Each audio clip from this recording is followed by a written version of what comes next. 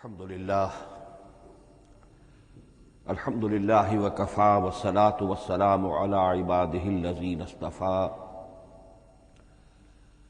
خصوصاً علی افضلہم وخاتم النبیین محمد الامین وعلی آلہ وصحبہ اجمعین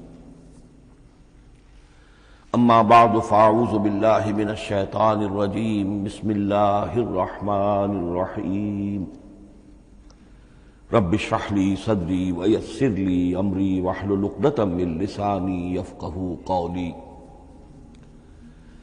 اللہم ربنا آنس وحشتنا فی قبورنا وارحمنا بالقرآن العظیم اللہم اجعلہ لنا اماما ونورا وہدى ورحمہ اللہم ذکرنا منہ ما نسینا وعلمنا منہ ما جہلنا وارزقنا تلاوتہ آناء اللیل وآناء النہار واجعلہ لنا حجتا یا رب العالمین آمین۔ کل دو نشستوں میں تعارف قرآن کے ضمن میں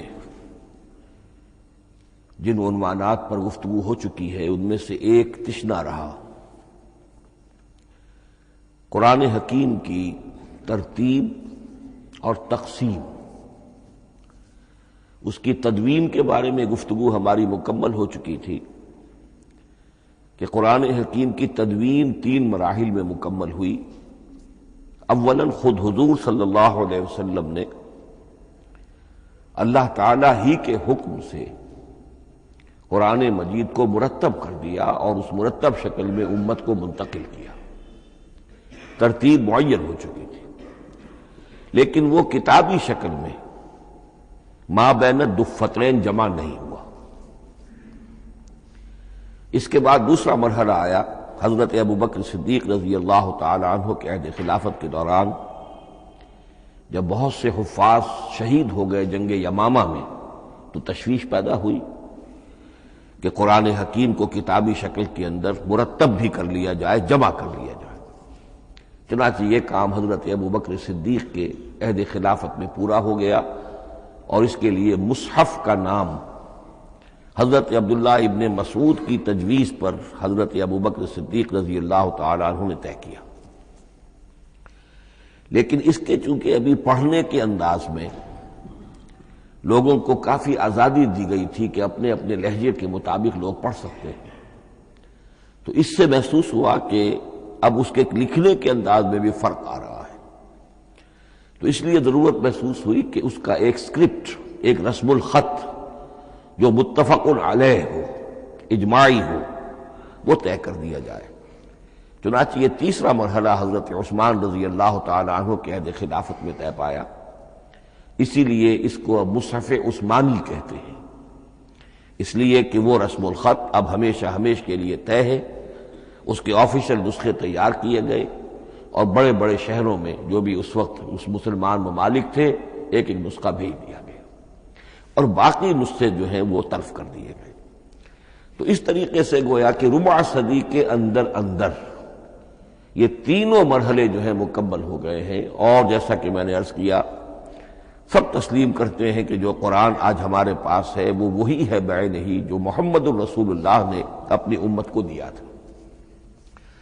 البتہ جہاں تک قرآن کی ترتیب اور تقسیم کا تعلق ہے، بعض باتیں تو میں بیان کر چکا ہوں، ان کا صرف اجمالی اعادہ کروں گا۔ نمبر 1 یہ کہ قرآن کی جو بیسک یونٹ ہے، بنیادی اکائی، وہ آیت ہے۔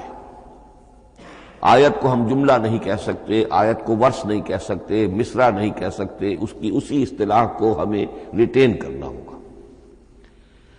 آیتیں چھوٹی بھی ہیں، بڑی بھی ہیں۔ آیتیں صرف حروف مقطعات پر بھی مشتمل ہیں اور مرکبات ناقصہ پر بھی مشتمل ہیں، پورے جملے کی ایک آیت بھی ہے اور کئی جملوں پر ایک آیت بھی مشتمل ہے۔ یہ تمام امور توقیفی ہیں، یعنی حضور صلی اللہ علیہ وسلم کے بتانے پر موقوف علیہ، ان میں کسی کے اجتہاد کو، کسی منطق، کسی گرامر، کسی نحو، کسی بیان کے کسی اصول کو کوئی دخل نہیں۔ جہاں تک آیتوں کی تعداد کا تعلق ہے وہ مختلف فی ہے، وہ اتفاقی نہیں ہے، اس لیے کہ 6,500 کے لگ بھگ آیات ہیں۔ فرق کیوں ہے؟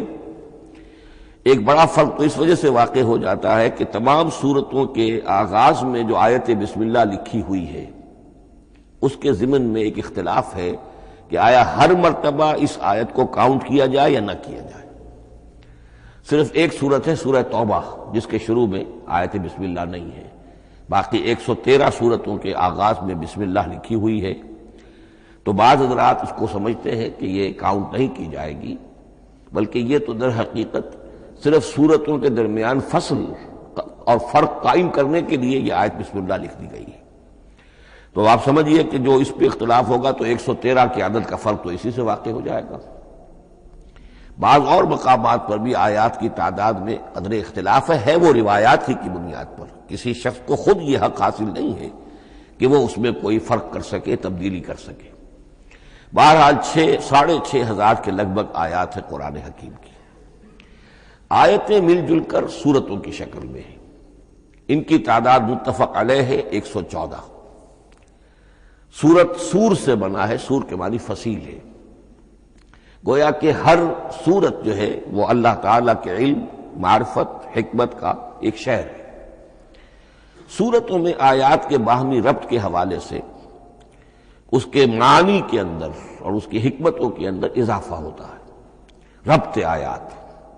اور جس طریقے سے کہ مختلف موتیوں کو پرو دیا جائے ایک دھاگے میں، اس سے ہار وجود میں آئے، جو ترتیب ہوگی موتیوں کی اس سے ان موتیوں کا حسن دوبالا ہو جائے گا۔ ایسے ہی معاملہ آیات قرآنیہ کا ہے کہ جو ایک سورت کے اندر ہے اور ہر سورت کا ایک مرکزی مضمون یا عمود ہوتا ہے، اور تمام آیتیں اس سے منطلق اور اس سے منسلک ہوتی ہیں۔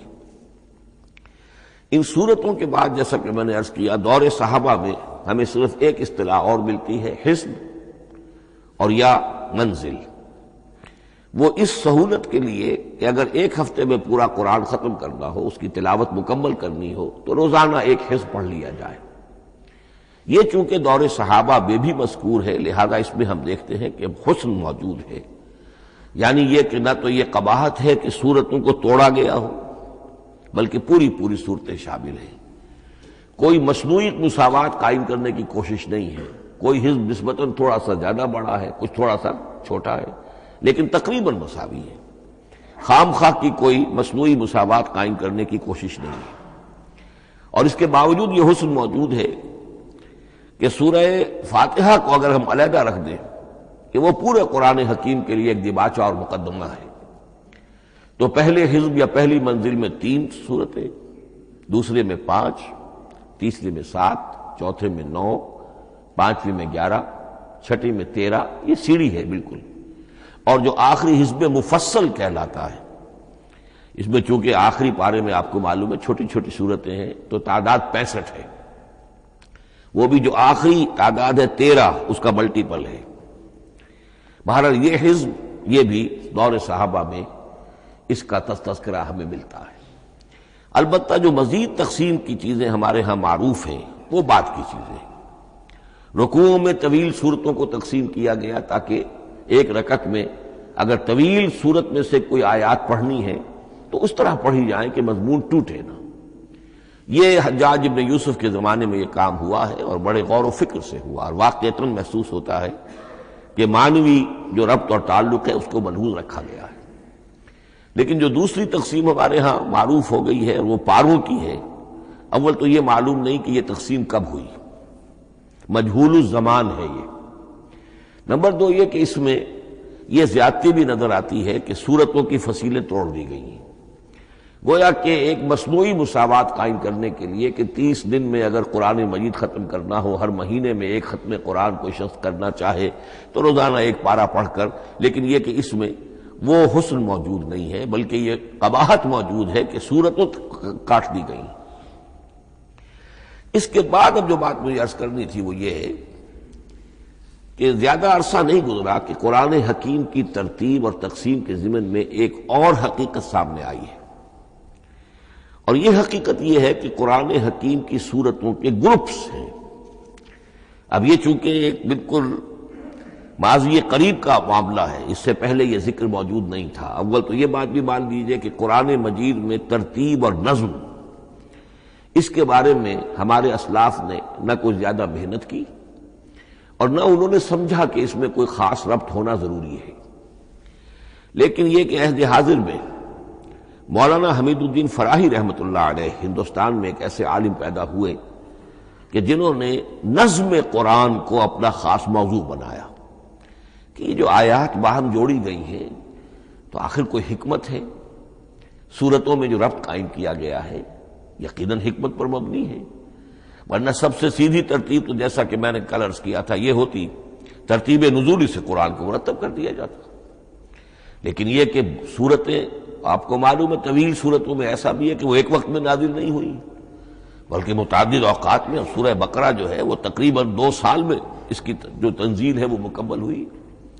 تو پھر کچھ آیتوں کو جوڑنا، کس کو کہاں رکھنا ہے، کس کو کہاں رکھنا ہے، تو یہ حضور صلی اللہ علیہ وسلم نے خود کیا ہے، اللہ تعالیٰ کے حکم سے کیا ہے، تو یہ چیزیں حکمت سے خالی تو نہیں ہو سکتی۔ تو انہوں نے اس کو خاص اپنا موضوع بنایا اور ان کے سامنے بعض حقائق آئے ہیں، وہ حقائق ہیں جو اب میں آپ کے سامنے بیان کر رہا ہوں۔ اس میں ایک اشکال ہو سکتا ہے، اسے میں چاہتا ہوں کہ پہلے رفع کر دوں کہ یہ چیز اگر ہمارے اسلاف کے نظر میں نہیں آئی اور ان کی توجہ ادھر نہیں ہوئی تو یہ تو گویا کہ ایک بڑی مشکوک سی بات ہوگی۔ قرآن مجید کے علم کے ضمن میں گویا کہ متقدمین کے فہم پر ہمیں کچھ تان کرنا ہوگا، لیکن یہ بات درست نہیں ہے۔ قرآن مجید ایک ایسی کتاب ہے جس کے بارے میں خود حضور نے جو فرمایا لا تنقضی عجائبہ، اس قرآن کے عجائب کبھی ختم نہیں ہوئے، ولا یخلق عن کثرت الرد، بار بار کے پڑھنے سے اس پر کوئی پرانا پن، کوئی بوسیدگی طاری نہیں ہوگی، ولا یشبع منہ العلماء، اور کبھی اہل علم اس سے سیری محسوس نہیں کریں گے۔ تو قرآن مجید لا تنقضی عجائبہ، جیسے جیسے دنیا آگے بڑھ رہی ہے، تمدن آگے بڑھ رہا ہے، علم انسانی جو ہے مادی فزیکل سائنسز کا علم آگے بڑھ رہا ہے، قرآنی حقائق اور مبرہن ہو رہے ہیں، اور واضح ہو رہے ہیں، اور نکھر رہے ہیں۔ بہت سی باتیں ہمارے اسلاف کے علم میں نہیں آ سکتی تھی، اس لیے کہ ابھی انسانی معلومات کا دائرہ بہت ہی محدود تھا۔ ذوالقرنین کون تھے؟ اب چونکہ تاریخ مفسرین کے علم میں نہیں تھی تو سکندر اعظم کو سمجھا گیا کہ ذوالقرنین ہے، حالانکہ سکندر کی شخصیت اور ذوالقرنین کی وہ شخصیت جو قرآن میں بیان ہوئی ہے دونوں میں کوئی مناسبت ہے ہی نہیں۔ اسی طریقے کا معاملہ یہ کہ نظم قرآن کا ایک پہلو کہ جو ابھی پوری طریقے سے آشکارا نہیں ہوا تھا، یہ دور وہ ہے کہ جس میں اللہ کی فضل و کرم سے وہ بات بھی اب کھل کر سامنے آئی ہے، اور اس سے در حقیقت توثیق ہو رہی ہے حضور کے اس فرمان کی کہ لا تنقضی عجائبہ، اس کے عجائب کبھی ختم نہیں ہوں گے۔ انسان محنت کرے گا، کوشش کرے گا، یہ ہیروں کی ایک ایسی کان ہے جس میں سے اور ہیرے نکلتے چلے جائیں گے۔ اس کے ضمن میں ایک بات تو میں نے آپ سے کل عرض کر دی تھی اور آج پھر بھی کہی ہے، سورتوں میں بھی ایک ربط ہے، آیات جو سورتوں کے اندر جوڑی گئی ہیں، پھر سورتیں اکثر و بیشتر جوڑوں کی شکل میں ہیں۔ اس کے کچھ مثالیں بھی کل میں نے آپ کو دی تھی۔ قرآن مجید کی ایک آیہ مبارکہ ہے وَمِن كُلِّ شَيْءٍ خَلَقْنَا زَوْجَيْنِ لَعَلَّكُمْ تَعْقِلُونَ یا لَعَلَّكُمْ تَذَكَّرُونَ، مجھے پوری طرح یاد نہیں ہے۔ ہم نے ہر شے کو جوڑوں کی شکل میں پیدا کیا، اگرچہ اس کو چونکہ قرآن مخلوق نہیں ہے ہم اس پر اس کا اطلاق نہیں کریں گے، لیکن من کل شیء خلقنا زوجین، اس میں اس قدر کیٹیگوریکل سٹیٹمنٹ ہے کہ معلوم ہوتا ہے کہ یہ اصول اتنا اللہ تعالیٰ کے ہاں اتنا پسندیدہ ہے کہ قرآن مجید کی صورتوں میں بھی یہ صورتوں کے بھی جوڑوں کی شکل میں ہونا یہ بہت ہی اظہر من الشمس ہے۔ بعض جگہوں پر تو اظہر من الشمس ہے، بعض جگہوں پر ذرا تدبر کر کے بات معلوم ہوتی ہے۔ البتہ کہیں کہیں آپ کو نظر آئے گا کچھ منفرد صورتیں بھی ہیں، اور ان میں سے بعض یا جب دوران ترجمہ یہ چیزیں آئیں گی تو اب میں صرف اس وقت حوالہ دے سکوں گا، بڑی تیزی سے ہمیں چلنا ہوگا۔ اس وقت میں چاہتا ہوں کہ ذہن میں یہ حقائق بیٹھ جائیں۔ بعض جگہوں پر آپ دیکھیں گے 3 صورتوں کے گروپ ہیں، ان میں سے 2 کے مابین تو نسبت زوجیت کامل ہے، بلکہ یہ سمجھ لیجئے نسبت زوجیت کہتے کس کو ہے؟ 2 چیزیں مل کر کسی مقصد کی تکمیل کریں، ان دونوں میں ایسی نسبت ہونی چاہیے ریسیپروکل کہ وہ ایک دوسرے کی تکمیل کے لیے اور کسی مقصد کے حصول کے لیے ان کے مابین ایک تعلق قائم ہو، یہ زوجیت ہے۔ اسی طریقے سے قرآن مجید میں جب صورتیں آتی ہیں جوڑوں کی شکل میں، تو کسی مضمون کا ایک رخ وہ ایک صورت میں آ جائے گا، اس کا دوسرا رخ دوسری صورت میں آ جائے گا، اور دونوں مل کر جسے ہم کہتے ہیں تصویر کے دونوں رخ، وہ رخ مکمل ہو جائیں گے، بات پوری ہو جائے گی۔ البتہ بعض جگہوں پر ہے کہ تین صورتوں کے سب گروپس ہیں۔ میں اس معاملے میں گروپ کا لفظ ریٹین کر رہا ہوں، اس لیے کہ قدیم تو یہ تصور تھا نہیں، جدید اصطلاح ہے، تو اس میں چونکہ اب بہت سے الفاظ انگریزی زبان کے اب اردو میں آ گئے ہیں کہ اس کی جگہ کوئی اور بہت ہی کوئی کوشش کر کے لفظ لایا جائے تو وہ شاید زیادہ عام فہم نہیں ہوگا، یا عام فہم ہے۔ تو گروپس اور سب گروپس، چھوٹے گروپ بڑے گروپ، تو یہ چھوٹے گروپ جو ہے تین صورتوں کے، ان میں سے دو کے مابین تو نسبت زوجیت بتمام و کمال ہوگی، اور تیسرے کی حیثیت ضمیمے کی ہوگی۔ اس کی مثالیں بعد میں آئیں گی۔ البتہ یہ جو ضمیمے ہوتے ہیں خود ان کے، یا جو دوسری منفرد صورتیں ہیں، خود ان میں آپ کو فصل کے ساتھ نسبت زوجیت مل جائے گی۔ اس سے آگے چلیے، اب اصل ہے وہ شے جس کو میں آج چاہتا ہوں بیان کرنا۔ قرآن حکیم کی صورتوں کی ایک گروپنگ اس اعتبار سے سامنے آئی، کچھ صورتیں مکی پھر مدنی، پھر مکی پھر مدنی، پھر مکی پھر مدنی، پھر مکی پھر مدنی۔ ایسا کیوں ہے؟ بڑی قابل غور بات ہے، اس میں کوئی حکمت ہے؟ اور عجیب بات یہ سامنے آئی، اس اعتبار سے بھی قرآن کے 7 گروپ بنتے ہیں۔ ہر گروپ میں ایک یا ایک سے زائد مکی صورت، اور پھر ایک یا ایک سے زائد مدنی صورتیں، ایک گروپ پورا ہو گیا۔ دوسرے گروپ میں پھر ایک یا ایک سے زائد مکی صورت، پھر ایک یا ایک سے زائد مدنی صورتیں، وہ پھر گروپ مکمل ہو گیا۔ یہ گروپ بھی قرآن حکیم میں 7 ہیں۔ یہ گروپ جو ہے قرات کے لیے نہیں ہے، یہ گروپ جو معنوی تقسیم ہے، غور و فکر کے اعتبار سے، کہ ہر گروپ کا ایک عمود ہے، ایک مرکزی مضمون ہے، اور جس طریقے سے صورتیں دو مل کر ایک مضمون کی تکمیل کرتی ہیں، اسی طرح ہر گروپ کی مکی اور مدنی صورتیں مل کر ایک بڑے مضمون کی تکمیل کرتی ہیں۔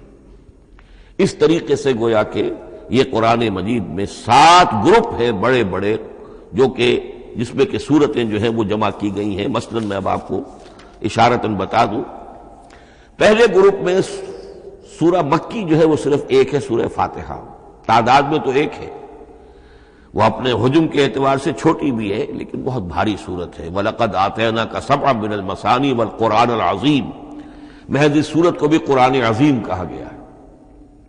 لیکن ایک صورت مکی سورہ فاتحہ، پھر 4 طویل ترین صورتیں مدنی، بقرہ، آل عمران، نساء، مائدہ۔ دوسرے گروپ میں 2 صورتیں مکی، 2 مدنی، الانعام، الاعراف مکیات، الانفال، التوبہ مدنیات۔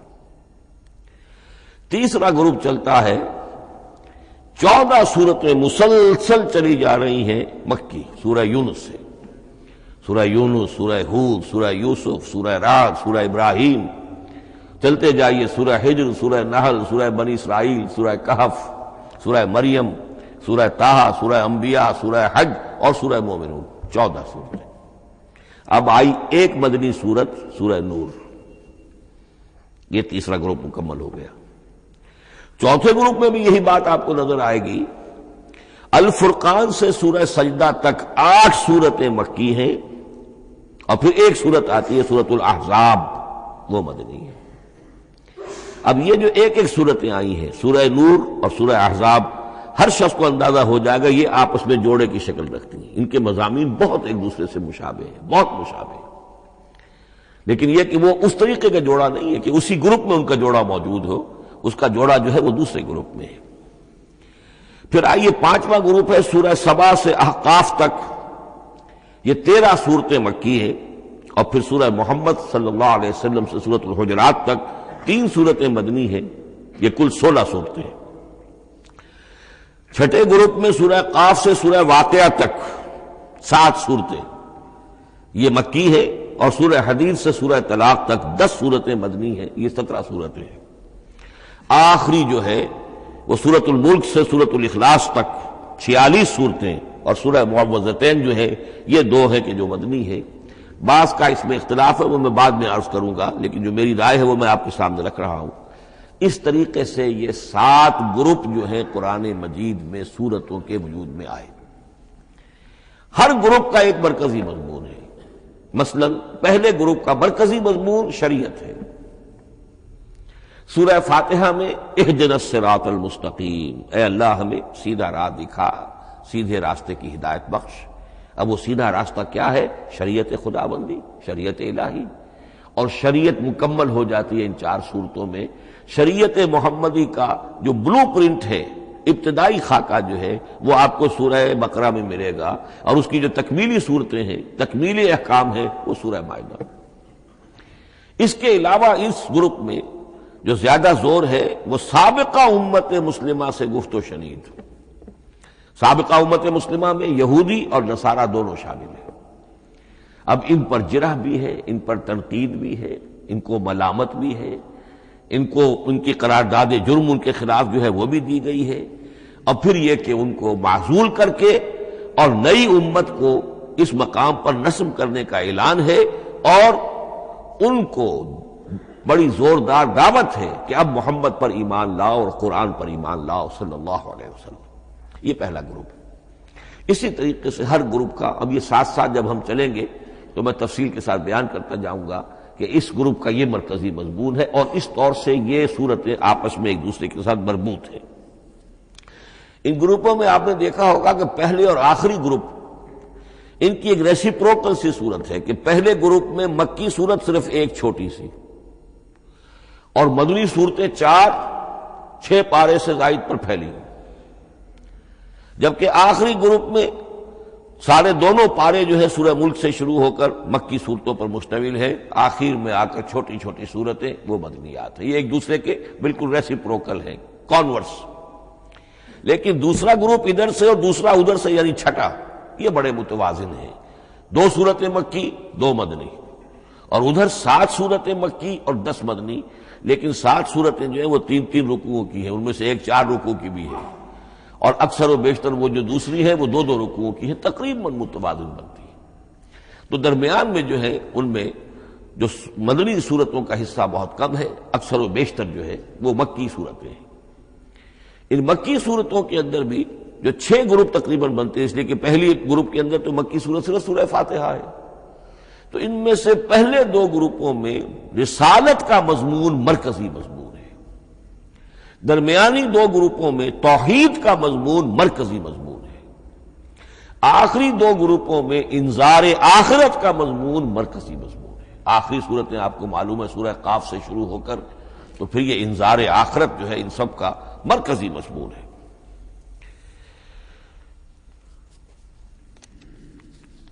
مدنی قرآن جو ہے یہ بھی آپ نوٹ کر لیجئے کہ کل قرآن کا 1/3 ہے تقریباً، اور اس 1/3 کا 2/3 پورا کا پورا پہلے گروپ میں آ گیا ہے۔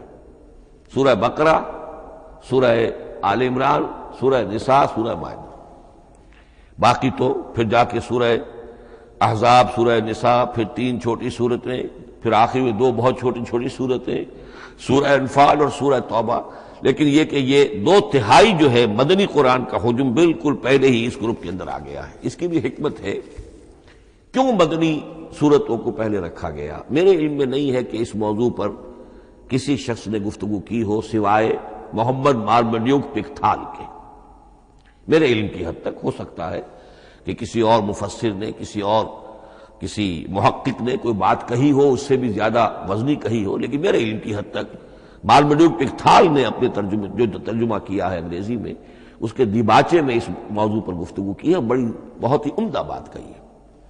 انہوں نے کہا کہ جب یہ قرآن نازل ہو رہا تھا تو اصل اہمیت ایمان کی تھی، پہلے لوگ ایمان لائیں، اور پھر جو ایمان لائے ان کو پھر احکام دیے گئے کہ یہ کرو اور یہ نہ کرو، یہ حلال ہے، یہ حرام ہے، یہ فرض ہے، وغیرہ وغیرہ۔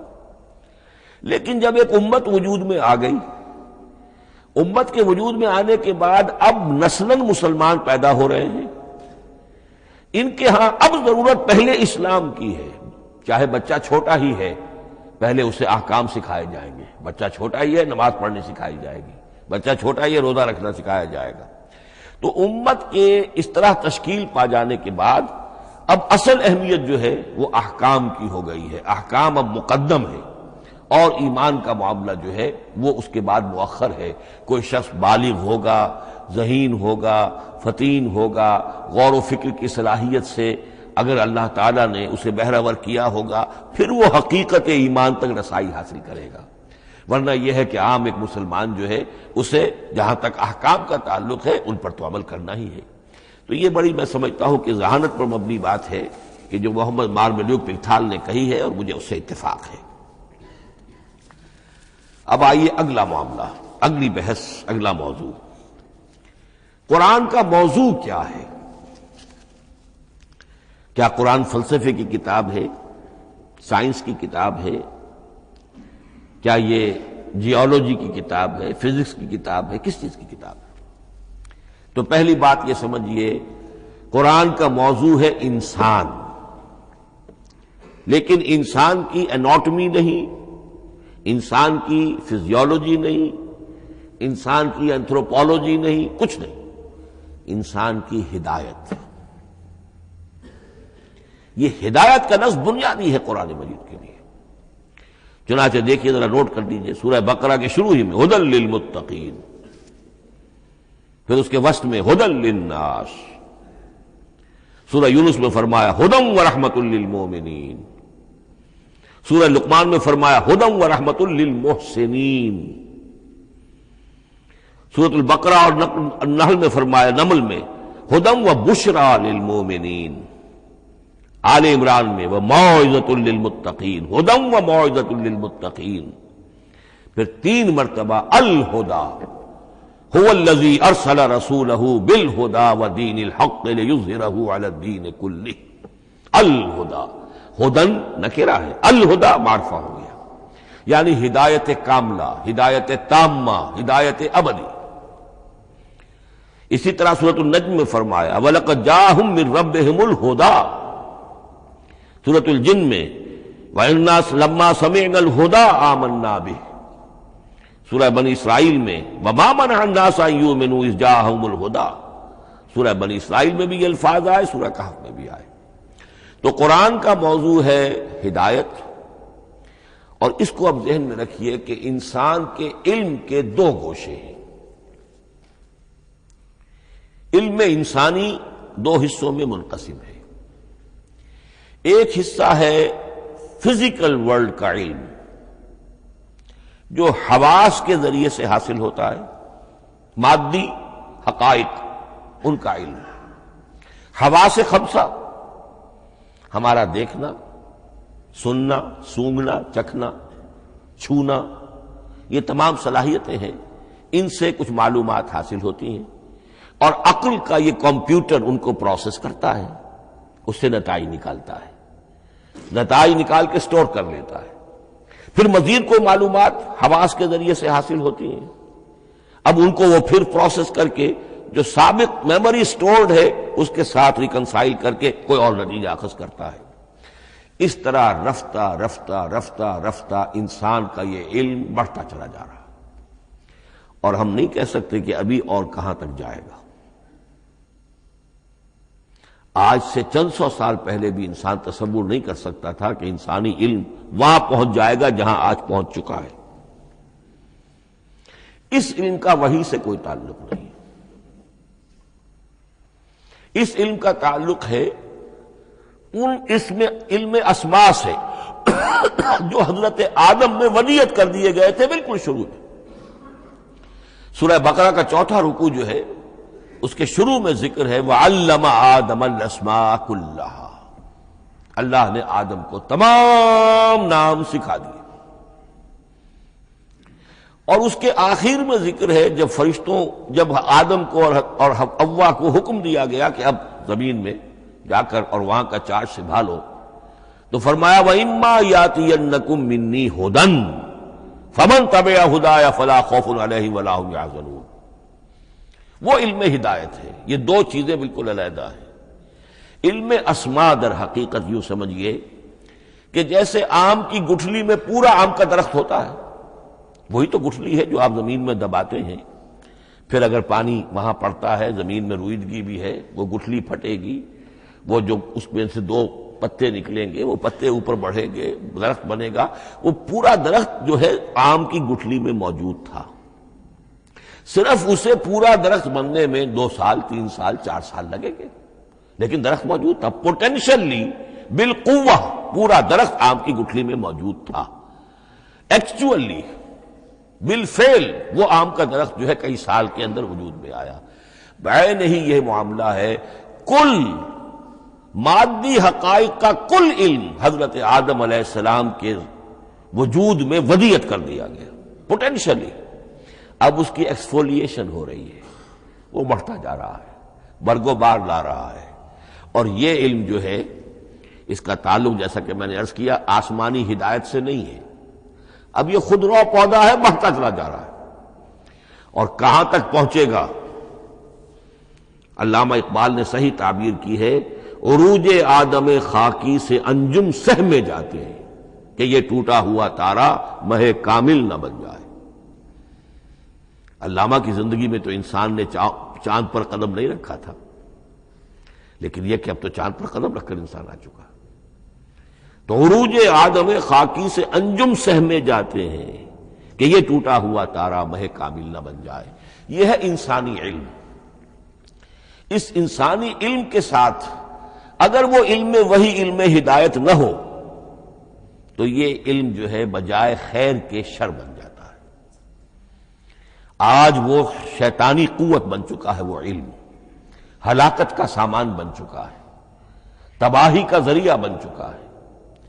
لیکن اس کے ساتھ دوسری بات ضروری تھی جو کہ وحی کے ذریعے سے آنے والا علم تھا، فَإِمَّا يَأْتِيَنَّكُم مِّنِّي هُدًى فَمَن تَبِعَ هُدَايَ فَلَا خَوْفٌ عَلَيْهِمْ وَلَا هُمْ يَحْزَنُونَ۔ یہ علم الہدایت جو ہے یہ در حقیقت قرآن حکیم میں آ کر مکمل ہو گیا ہے۔ اس کے لیے بھی میں چاہتا ہوں کہ بات آپ سمجھ لیں، اس میں جو ارتقاء ہوا ہے، پہلی کتابیں نازل ہوئیں ان میں بھی ہدن تو تھی، کل بھی میں نے آپ کو آیت سنائی تھی سورہ مائدہ کی، انا انزلنا التوراۃ فیہا ہدی و نور، ہم نے تورات نازل کی تھی، اس میں ہدایت بھی تھی، نور بھی تھا۔ اسی رکوع میں 7واں رکوع ہے وہ سورہ مائدہ کا، انجیل کے بارے میں، فیہ ہدی و نور، اس میں بھی ہدن بھی تھی، ہدایت بھی تھی، نور بھی تھا۔ لیکن یہ ہدایت اور یہ نور درجہ بدرجہ ترقی کر رہا ہے، یہاں تک کہ کامل ہوا ہے، قرآن میں آ کر الہدا بن گیا ہے۔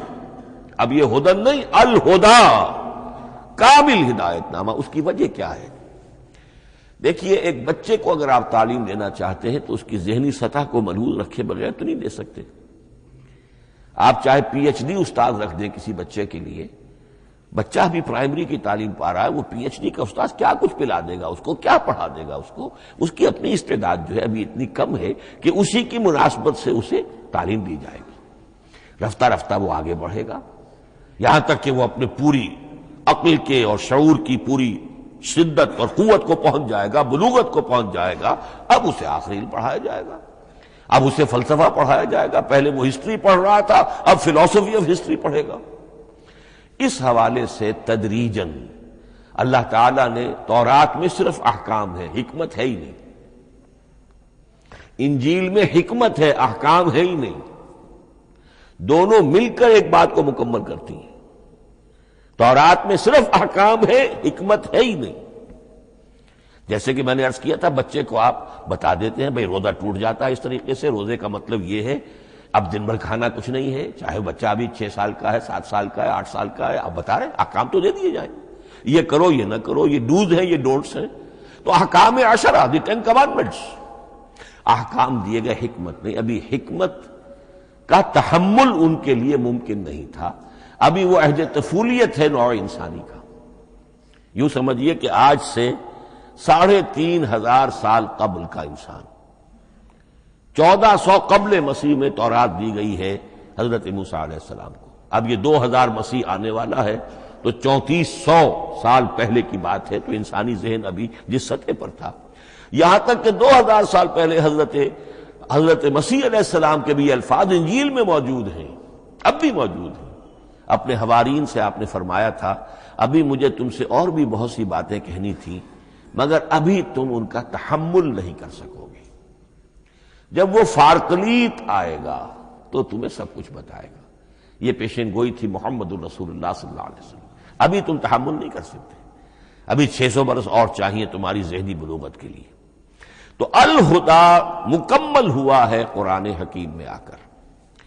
البتہ ایک نقطہ اس میں نوٹ کیجئے، قرآن مجید اگرچہ کتاب ہدایت ہے، سائنس کی کتاب نہیں ہے، لیکن اس میں سائنٹیفک فینومینا کی طرف اشارے موجود ہیں۔ چونکہ قرآن مجید ان تمام جو بھی یہ کائناتی حقائق ہیں ان سب کو آیات الہیہ قرار دیتا ہے۔ ان فی خلق السماوات والارض واختلاف اللیل والنہار والفلک التی تجری فی البحر بما ينفع الناس وما انزل اللہ من السماء من ماء فاحیا به الارض بعد موتها وبث فیہا من کل دابۃ وتصریف الریاح والسحاب المسخر بین السماء والارض لآیات لقوم یعقلون۔ یہ سب نشانیاں ہیں اللہ کی قدرت، اللہ کی عظمت، اللہ کے علم کامل، اللہ کی حکمت بالغہ، سب نشانیاں۔ تو یہ جو فزیکل فینومینا ہے ان کی طرف قرآن ریفر کرتا ہے۔ بعض حقائق وہ ہے کہ جن کا تعلق اسٹرانومی سے ہے، کل فی فلک یسبحون، یہ تمام اجرام سماویہ جو ہیں یہ اپنے اپنے مدار میں تیر رہے ہیں، معلوم ہوا ہر شے حرکت میں ہے۔ انسان پر تو ایک دور ایسا گزرا ہے وہ یہ سمجھتا تھا زمین ساکن ہے اور سورج حرکت کر رہا ہے، پھر ایک دور آیا کہا نہیں سورج ساکن ہے، زمین حرکت کرتی ہے، اس کے گرد چکر لگاتی ہے، اور آج ہمیں معلوم ہوا ہر شے حرکت میں ہے، ہر شے۔ سورج کا بھی اپنا ایک مدار ہے، اس میں وہ حرکت کر رہا ہے اپنے پورے کنبے کو لے کر، یہ پورا سولر سسٹم اس کا کنبہ ہے، اس پورے کنبے کو لے کر وہ بھی ایک مدار میں حرکت کر رہا ہے۔ تو معلوم کل فی فلک یسبحون۔ اب یہ کل کا لفظ جس طرح منقع ہو کر، جس طرح مبرہن ہو کر، جس شان کے ساتھ آج وہ عویدہ ہوا ہے، واضح ہوا ہے، آج سے پہلے انسان کو معلوم نہیں تھا۔ تو یہ جو فزیکل فینومینا ہے جن کی طرف قرآن مجید ریفر کرتا ہے، یہ اگرچہ قرآن کا اصل موضوع نہیں ہے، لیکن ایک بات جان لیجئے کہ قرآن مجید میں ان فزیکل فینومینا کے بارے میں جو بات کہی گئی ہے وہ غلط نہیں ہو سکتی، اور یہ وہ حقیقت ہے کہ جو اس دور میں آ کر اتنی واضح ہوئی ہے۔ آپ نے نام سنا ہوگا ڈاکٹر مورس مکائی کا، یہ فرانسیسی سرجن تھے، انہوں نے مطالعہ کیا، کمپیریٹو اسٹڈی کی قرآن بائبل دونوں کی، بائبل سے مراد اولڈ ٹیسٹمنٹ نیو ٹیسٹمنٹ دونوں، اور وہ اس نتیجے پر پہنچا کہ پورے قرآن میں کوئی ایک لفظ ایسا نہیں ہے جسے ہماری ساری سائنسی انکشافات میں سے کسی نے غلط ثابت کیا، جبکہ تورات میں بے شمار چیزیں ایسی ہیں کہ سائنس انہیں غلط ثابت کر چکی ہے۔ The science, the Quran and the Bible. اب یہ بات بڑی اہم ہے، اس کو بڑی خوبصورت انداز میں ڈاکٹر رفیع الدین مرحوم نے کہا ہے کہ یہ کائنات اللہ کا فعل ہے، عمل ہے، اس کی تخلیق ہے، اس کی تدبیر ہے، اور قرآن اللہ کا قول ہے۔ قول و عمل میں تضاد ممکن نہیں، عام انسان کے قول و عمل میں تضاد ممکن نہیں، اللہ کے قول و فعل میں اور قول و عمل میں تضاد ہو سکتا ہے۔ ہاں یہ ہو سکتا ہے کہ ایک دور میں انسانوں نے بات سمجھی نہ ہو، ان کا ذہن وہاں تک پہنچا نہ ہو، ان کی معلومات کا دائرہ ابھی اس حد تک ہو کہ ان حقائق تک نہ پہنچا ہو، لیکن جیسے جیسے وقت آئے گا مزید حقائق منکشف ہوں گے اور یہ بات اور زیادہ سے زیادہ واضح سے واضح تر ہوتی چلی جائے گی کہ جو کچھ قرآن میں لکھا ہے وہی برحق ہے۔ ہاں آج سے پہلے انسانی ذہن اس حد تک رسائی حاصل کرنے کا اہل نہیں تھا، اور یہ ہے در حقیقت آیت قرآن حکیم کی۔ یہ سورہ حامیم السجدہ کی لاسٹ بٹ 1 آیت ہے، سنریہم آیاتنا فی الآفاق وفی انفسہم حتی یتبین لہم انہ الحق۔ ہم انہیں دکھاتے چلے جائیں گے اپنی نشانیاں آفاق میں بھی انفس میں بھی. سنریہم آیاتنا فی الآفاق وفی انفسہم حتی یتبین لہم، یہاں تک کہ یہ بات پوری طرح نکھر کر مبرہن ہو کر ان کے سامنے واضح ہو جائے گی انہ الحق، کہ قرآن حق ہے. اور اسی کی حقیقت جو ہے جیسا کہ میں نے عرض کیا، ایک تو مورس بکائی کو ذہن میں رکھیے، اور ایک اور شخص کینیڈا میں ایک بہت بڑا ڈاکٹر ہے کہ جو امبریولوجسٹ ہے، اور اس کی جو ٹیکسٹ بکس ہے جو امبریولوجی پر، علم جنین یعنی رحم مادر میں جو بچے کی پرورش ہوتی ہے، کیسی ہوتی ہے، کن کن سٹیجز سے گزر کر ہوتی ہے، یہ علم جنین یا امبریولوجی. تو سٹینڈرڈ ٹیکسٹ بک ہے دنیا میں اس کی، ڈاکٹر کیتھل مور کی. اور وہ حیران رہ گیا کہ میں نے جب قرآن کا مطالعہ کیا کہ آج سے 1400 برس قبل، جبکہ نہ مائکروسکوپ تھی، نہ ڈسیکشن ہوتا تھا ابھی ہیومن باڈی کا، یہ حقائق جو قرآن بیان کر رہا ہے، وَلَقَدْ خَلَقْنَا الْإِنسَانَ مِنْ صُلَالَةٍ مِّن مَّاءٍ مَّهِينٍ ثُمَّ جَعَلْنَاهُ نُطْفَةً فِي قَرَارٍ مَّكِينٍ ثُمَّ خَلَقْنَا النُّطْفَةَ عَلَقَةً فَخَلَقْنَا الْعَلَقَةَ مُضْغَةً فَخَلَقْنَا الْمُضْغَةَ عِظَامًا فَكَسَوْنَا الْعِظَامَ لَحْمًا. یہ کہاں سے معلوم ہوئے؟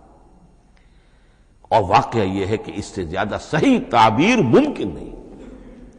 تو یہ حقائق ذہن میں رکھیے کہ اگرچہ قرآن مجید سائنس کی کتاب نہیں ہے، لیکن جن سائنسی حقائق یا جن سائنسی فینومینا کی طرف قرآن نے ریفر کیا ہے وہ یقیناً حق ہے، چاہے تاحال ہم ان کی حقانیت کو نہ سمجھ پائیں. مثلا آج بھی مجھے نہیں معلوم کہ قرآن جو 7 آسمان کہتا ہے تو وہ 7 آسمان سے کیا مراد، مجھے نہیں معلوم. لیکن مجھے یقین ہے کہ ایک وقت آئے گا تو انسان سمجھے گا کہ ٹھیک ٹھیک یہ الفاظ جو ہیں 7 آسمان، یہ منطبق ہوتے ہیں اس حقیقت پر جو آج ہمارے علم میں آئی ہے، پہلے نہیں آئی تھی.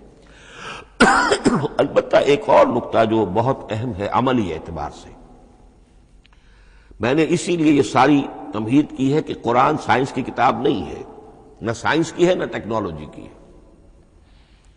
اس حوالے سے ایک بڑا منطقی نتیجہ نکلتا ہے، اور وہ یہ ہے کہ اگر ہمارے اسلاف نے قرآن کی ان آیات کا کوئی خاص مفہوم معین کیا اپنے دور کی معلومات کی سطح پر، ہمارے لیے لازم نہیں ہے کہ ہم اس کی پیروی کریں. سائنسی فینومینا کو جو سائنسی ترقی ہو رہی ہے اس کے حوالے سے سمجھیں گے. یہاں تک کہ اب آخری بات عرض کر رہا ہوں، خود حضور کا فرمان بھی اس میں قطعی نہیں ہوگا. یہ بات بہت ثقیل اور گراں گزرے گی بہت سے لوگوں پر. سائنس اور ٹیکنالوجی میں اگر حضور کی کوئی حدیث بھی سامنے آ جائے تو اس کو بھی ہم کوئی دلیل قطعی نہیں سمجھیں گے. اس کی وجہ کیا ہے؟ ایک واقعہ بہت اہم ہوا حضور کی زندگی میں. حضور جب ہجرت فرما کر تشریف لائے مدینہ منورہ، تو آپ کو معلوم ہے کہ حضور کی پیدائش مکے کی، ساری زندگی آپ نے وہاں گزاری. وہ وادی غیر ذی زرع ہے، وہاں کوئی پیداوار، کوئی زراعت، کوئی کاشت ہوتی نہیں تھی. آپ کو کوئی تجربہ سرے سے نہیں تھا. ہاں تجارت کا تجربہ تھا، بھرپور تجارت کی تھی. یہاں آئے تو آپ نے دیکھا کھجوروں کے سلسلے میں انصار مدینہ تعبیر نخل، وہ اس کا ایک اصطلاح ہے. کھجور ایک ایسا پودا ہے جس کا ایک فیمیل فلاور ہوتا ہے اور ایک میل علیحدہ. اب میل فلاور اور فیمیل فلاور ان دونوں کو قریب لے آئیں تو اس سے اس بات کا زیادہ امکان ہو جاتا ہے فرٹیلائزیشن ہو اور پھل بنے اور زیادہ آپ کو پھل حاصل ہو، فصل زیادہ ہو. اگر وہ فاصلے پر رہیں گے تو ہو سکتا ہے کہ اس کا امکان کم ہو، تو وہ ان کو قریب جوڑ دیتے تھے. حضور نے دیکھا تو آپ نے فرمایا کہ آپ لوگ ایسا نہ کریں تو کیا ہے، یعنی نیچر جو ہے، nature can take care of it self. آخر فطرت ہے، فطرت نے یہ ساری چیزیں بنائی ہے، آپ ایسا نہ کریں تو کیا ہے. صرف یہ کہا آپ نے روکا نہیں. لیکن ظاہر بات ہے صحابہ کرام کے لیے رضوان اللہ تعالی علیہ مجمعین حضور کا اتنا کہنا بھی گویا کہ حکم کے درجے میں تھا. انہوں نے اس سال وہ کام نہیں کیا، فصل کم ہو گئی. اب وہ ڈرتے ڈرتے جھجکتے جھجکتے حضور کی خدمت میں آئے. حضور آپ نے فرمایا تھا، ہم نے وہ نہیں کیا، تعبیر نخل اس سال نہیں کی ہم نے، فصل کم ہوئی ہے. آپ نے فرمایا انتم اعلم بامور دنیاکم. اس کا ایک ایک لفظ یاد کر لیجئے. انتم اعلم بامور دنیاکم، اپنے یہ دنیاوی اور مادی معاملات میں تم زیادہ تجربے کار ہو، تم زیادہ حقائق سے واقف ہو۔ میں عالموں کا لفظی ترجمہ یہاں کرنا جو ہے اس کی جرت مجھے نہیں ہو رہی، تم زیادہ واقف ہو ان چیزوں سے، میں یہ چیزیں سکھانے نہیں آیا۔ آپ ٹیکنالوجی پڑھانے نہیں آئے تھے، آپ طب سکھانے نہیں آئے تھے، آپ کوئی اور سائنس پڑھانے نہیں آئے تھے، ورنہ تو ہم شکوہ کرتے کہ آپ نے ہمیں ایٹم بم بنانا کیوں نہیں سکھا دیا پہلے ہی۔ نہیں، یہ موضوع ہی نہیں ہے۔ قرآن کا موضوع معین ہونا چاہیے۔ قرآن کا موضوع انسان کی ہدایت، اس ہدایت کے لیے جس قدر اس کو ضرورت ہے علم کی کہ وہ جو یہ فزیکل فینومینا ہیں ان کے حوالے سے بھی ہدایت حاصل کرے، اس حد تک ان کا تذکرہ ہے۔ لیکن یہ یقین اور ایمان ہونا چاہیے کہ قرآن مجید کے الفاظ میں جو شے مضمر ہے وہ کبھی غلط ثابت نہیں ہوگی۔ یہ ہو سکتا ہے کہ قرآن کی کسی آیت کا کوئی مفہوم ہمارے اسلاف نے 1000 برس پہلے یا 600 برس پہلے سمجھا ہو اور وہ مفہوم غلط ثابت ہو جائے، وہ ایک علیحدہ بات ہوگی، لیکن قرآن مجید کا ٹیکسٹ جو ہے اس کے اندر کہیں ایسی بات نہیں آ سکتی۔ اب آئیے فہم قرآن کے اصول۔ ظاہر بات ہے کہ اس موضوع پر اصول تفسیر پر کوئی مجھے تفصیلی اس وقت گفتگو کرنے کا موقع تو نہیں ہے، البتہ یہ کہ 7 گنتی کر کے چیزیں نوٹ کر لیجئے کہ جس سے قرآن مجید کے فہم میں سہولت حاصل ہوگی۔ پہلی بات وہ جو کسی درجے میں پہلے بھی سامنے آ چکی ہے، قرآن کا اسلوب استدلال منطقی نہیں ہے، فطری ہے۔ ایک ہوتا ہے منطق کی گتھیوں سے اور منطق کے اصولوں سے اور منطق کی دلیلوں سے بات ثابت کی، یہ نہیں۔ قرآن فطرت انسانی کے مطابق بات کرتا ہے۔ ایک ان پڑھ شخص بھی قرآن کو اپنے سے دور یا اپنے آپ کو قرآن سے دور نہیں سمجھے گا اگر ذرا سا وہ قرآن کو سمجھ سکتا بس۔ لیکن یہ ہے کہ قرآن مجید کا جو اسلوب ہے وہ ایک تو یہ کہ منطقی نہیں، فطری ہے، یا اس میں اگر ایک لفظ کا اضافہ کیا جائے خطابی ہے۔ خطابی کیا ہوتا ہے؟ جو میں کل عرض کر چکا ہوں، خطبے کی ایک شان ہوتی ہے، وہ دلیل کے ساتھ ساتھ جذبات سے بھی اپیل کرتا ہے، اور اس میں آپ کو ایک اپنے باطن میں جھانکنے کی دعوت دی جاتی ہے۔ تم ذرا اپنے باطن میں جھانک کر دیکھو۔ بعض آیات ایسی ہیں، بڑی پیاری آیات ہیں، افی اللہ شک فاطر السماوات والارض، بس کیا اللہ کی ہستی میں بھی کوئی شک ہو سکتا ہے جو آسمان اور زمین کا پیدا کرنے والا ہے؟ غور کرو، سوچو۔ یہ صرف آپ کے دروں بینی، آپ کو اپنے اندر جھانکنے کی دعوت ہے۔ اسی طرح اَإِنَّكُمْ لَتَشْهَدُونَ أَنَّ مَعَ اللَّهِ آلِهَةً أُخْرَىٰ، کیا واقعتاً تم اس کی گواہی دیتے ہو کہ اللہ کے ساتھ کوئی اور بھی الہ ہے؟ یہ گویا کہ کسی کے آنکھوں میں آنکھیں ڈال کر پیئرسنگ آئیز کے ساتھ کسی سے سوال کرنا، کیا واقعی؟ اور اس مندر حقیقت کون سی ہے پس منظر میں؟ یہ بنائے ہوئے ڈھکوسلے ہیں، ان پر خود تمہارا دل مطمئن نہیں ہے۔ تم کہتے تو ہو یہ ہمارا عقیدہ ہے اور یہ ہماری بات ہے اور یہ ہمارا موروثی عقیدہ ہے، ھذا ما وجدنا علیہ آباءنا، ہم نے آباء، لیکن واقعتاً غور تو کرو، کیا واقعی تم گواہی دیتے ہو کہ اللہ کے سوا کوئی اور الہ بھی موجود ہے؟ اس کو آپ کہیں گے خطابی انداز۔ نمبر 2، قرآن حکیم میں 2 طرح کی آیات ہیں، محکمات اور متشابہات۔ یہ سورہ آل عمران کے شروع میں یہ بہت اہم مضمون جو ہے وہ آ گیا ہے۔ هو الذی انزل علیک الکتاب منہ آیات محکمات ہن ام الکتاب واخر متشابہات، آل عمران آیت نمبر 7۔ اب یہ جو متشابہات ہیں یہ کون سی ہیں اور محکمات ہیں وہ کون سی ہیں، اس کو ذہن میں رکھیے۔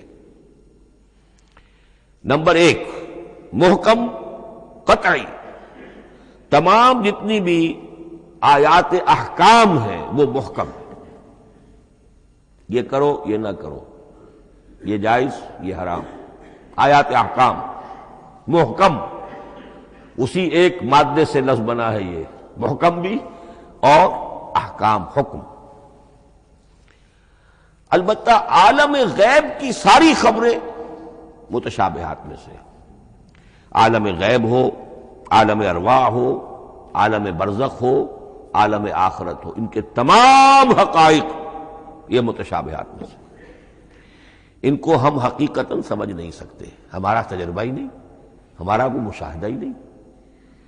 جیسا کہ ایک حدیث میں آیا ہے، جنت کی جو بھی نعمتیں ہیں، ایک تو وہ نعمتیں جن کا ذکر قرآن میں ہے اور ان الفاظ میں ہے جن سے ہم واقف ہیں۔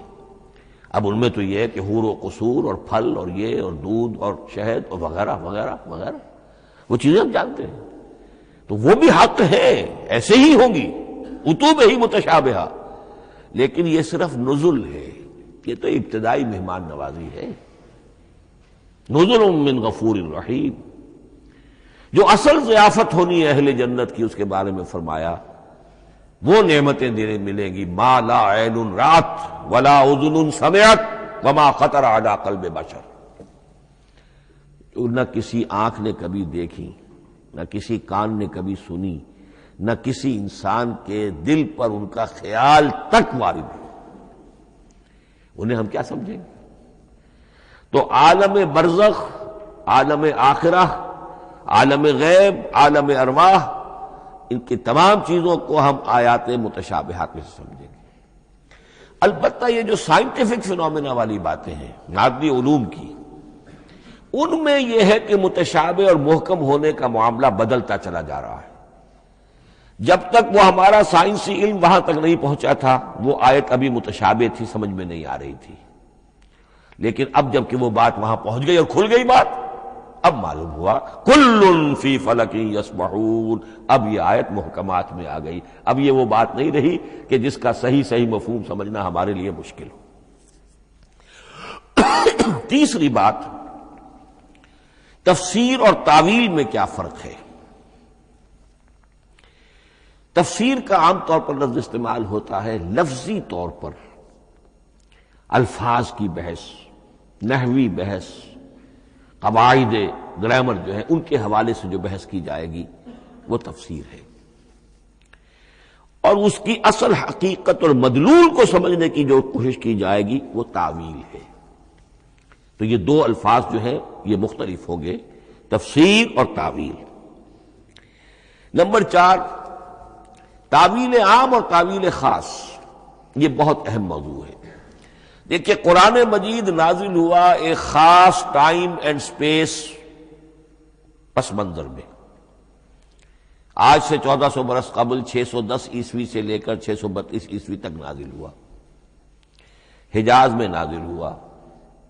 اس کی ایک اولین مخاطب قوم تھی، وہ ان پڑھ قوم تھی، امی قوم تھی، پڑھے لکھے شاذ الشاذ کالمعدوم کے درجے میں تھے، وہاں فلسفے کا سوال نہیں، کوئی منطق کی بات نہیں، کچھ بھی نہیں، اور اولین مخاطب وہی ہیں، اور جو بھی حالات ہیں اس وقت کے ان کے حوالے سے بات کی جا رہی ہے۔ اب قرآن مجید کی ہر آیت پر اولاً غور ہوگا اس اعتبار سے، جب یہ نازل ہوئی ہے تو اس کا اس وقت کیا مفہوم سمجھا گیا، اس خاص کانٹیکسٹ میں، ٹائم اینڈ سپیس کانٹیکسٹ میں کیا مفہوم سمجھا گیا، یہ ہے تعویل خاص۔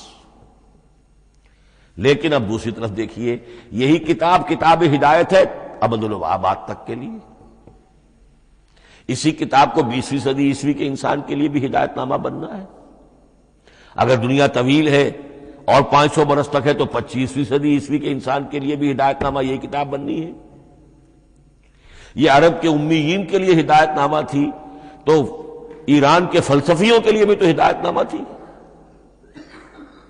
لہذا ان الفاظ کے اندر یہ قرآن کے اعجاز کا وہ پہلو ہے جو بہت نمایاں ہے کہ ان الفاظ کے اندر کہ جو ایک خاص کانٹیکسٹ میں نازل ہوئے اور اس وقت ان کا ایک معین مفہوم سمجھا گیا، انہی میں وہ عموم بھی موجود ہے کہ اسی سے ہمیشہ کے لیے ہدایت اخذ کی جا سکتی ہے۔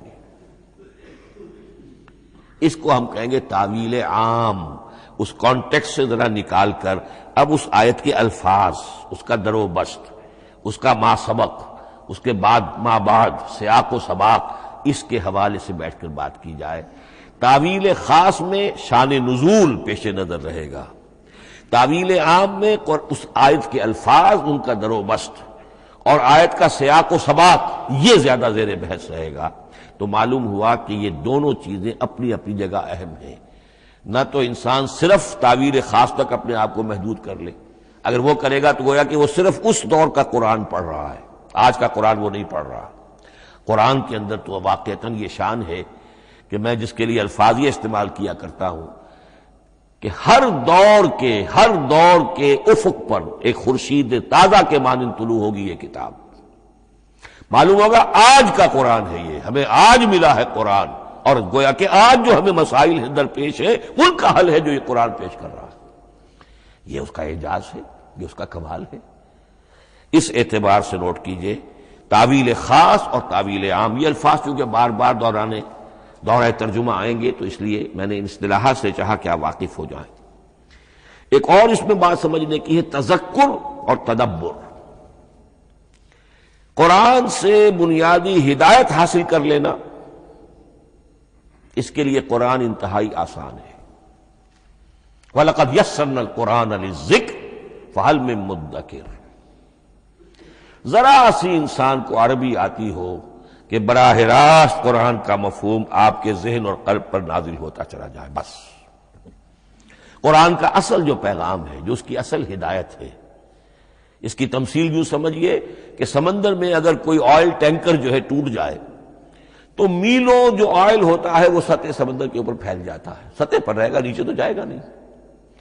تو یوں سمجھیے کہ قرآن مجید کا جو لب لباب ہے، لب لباب وہ اس کی سطح پر موجود ہے، لیکن اس کے یہ مطلب نہیں ہے کہ صرف سطح ہی سطح ہے، اس کی گہرائی فیتم لس، اس کی گہرائی وہ ہے کہ جس کی کوئی حد نہیں۔ اب اس کے لیے تعمق، گہرائی میں غوطہ زنی کرنا، قرآن میں ہو غوطہ زن اے مرد مسلمان، اس کے اعتبار سے یہ دنیا کی مشکل ترین کتاب ہے۔ اچھی طرح سمجھ لیجیے، اس کی تہ تک پہنچنا ممکن ہی نہیں۔ غلطی سے ہم کبھی کبھی کسی شخص کی مدح کرتے ہوئے کہہ دیتے ہیں فلاں شخص کو قرآن پر بڑا عبور حاصل ہے۔ ایک عالم دین نے یہ الفاظ میرے بارے میں کہہ دیے تھے، میں نے فوراً ٹوک دیا۔ میں نے کہا آپ کیا، یہ قرآن کی آپ نے گویا کہ قرآن مجید کی شان میں گستاخی کی ہے، قرآن کی توہین کی ہے۔